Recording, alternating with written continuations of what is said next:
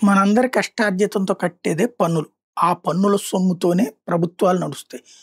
మనకి సామాజిక స్పృహ లేకపోవడం, రాజకీయ పార్టీల నాయకులకి మనం వాళ్ళ కోణంలోనే మనం ఆలోచన ప్రారంభించడం, లేదా అదేదో మనకి సంబంధం లేదు అన్నట్టు వాళ్ళ జేబుల్లో నుంచి పెడుతున్నారనుకోవడం వలన, మనం లైట్ తీసుకోవడం వల్ల మన సొమ్ము దుర్వినియోగం అవుతుంది. ఒక రోడ్డు ఏడాదికి 3 సార్లు ఏస్తానికి ఆ గుంటలు పోయినియనో అదన్నో ఇదో నేను. ఎందుకు అన్ని కోట్ల డబ్బులు తగలేయాలా? ఒక హైవే ఒకసారి వేస్తే దాని మెయింటెనెన్స్ ఇక ఆడిదే. మధ్యలో మార్చట్లేదు 30 ఏళ్ళు, 40 ఏళ్ళైనా గూడా. టోల్ గేట్‌లో వసూలు చేసే డబ్బులతో దాని మెయింటెనెన్స్ కూడా చేయాలి. గుంటలు పడ్డా వాడే ఎయ్యాలా, కొట్టుకుపోయినా వాడే ఏసుకోవాలా.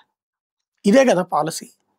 మన రోడ్లకొచ్చేటప్పటికి అసలు ఎంత అడ్డంగా ఏస్తున్నారంటే, ఇదివరకు పెద్ద పెద్ద ఎత్తున జనాలొచ్చేవోళ్ళు, పేదలొచ్చి అయి ముందు ఒక లేయర్ తవ్వి, ఆ తవ్విన తర్వాత మట్టేసి, మట్టి పైన కంకరేసి, కంకర పైన సిమెంటేసి, ఆ పైన తారేసి రోడ్డేసేవాళ్ళు.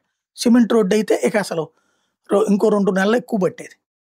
ఇవాల్టి రోజున మన రోడ్లు ఏంటయ్యాయంటే, ముందు ఓ మెషినొచ్చి రాళ్ళన్నీ పోసి ఊడ్చుకుంటూ పోద్ది. ఇంకో మెషినొచ్చి ఆ కలిపిన మిక్చర్ ఏదైతే తారు ఇది కలిపినటువంటి మిక్చరు, తారును కంకర కలిపినటువంటి మిక్చర్ ఒక మిషన్‌లో ఏసి, ఆ మిషన్‌లో నుంచి ఒక ప్రొక్లైనర్ లాంటి దాంట్లో తీసుకొచ్చి అట్లా పోసుకుంటూ పోతారు. దాని ఎనకాలే కాస్త నీళ్లు పోసుకుంటూ పోతారు. దాని ఎనకాలే మళ్ళీ మట్టి పోసుకుంటూ పోతారు కాస్త ఒక లేయర్. మళ్ళీ దాని ఎనకాలే మళ్ళీ వచ్చి ఇంకొకసారి ఏది రోడ్డేయడం అంటే ఇంతే. ఇదేమవుతున్నది?